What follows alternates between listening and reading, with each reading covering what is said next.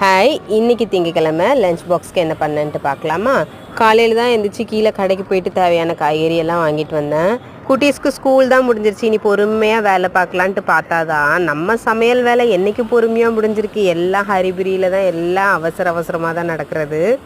சமையலை யாருனாலையும் பொறுமையாக பார்க்க முடியாது. என்ன தான் பிளானிங்காக இருந்தாலுமே கடைசி நேரத்தில் கட்டன்ட்டு தான் நடக்கும். அந்த மாதிரி இன்றைக்கி நான் என்ன லஞ்ச் பாக்ஸ்க்கு பண்ணேன்னா, கத்திரிக்காயில் கிரேவி மாதிரி பண்ணியிருந்தேன். கொஞ்சமாக பாவக்காய் ஃப்ரை, அதுக்கப்புறம் தேங்காய் சாப்பாடு. இதுதான் லஞ்ச் பாக்ஸ்க்கு ஹஸ்பண்ட்க்கு கட்டி கொடுத்து விட்டுருந்தேன்.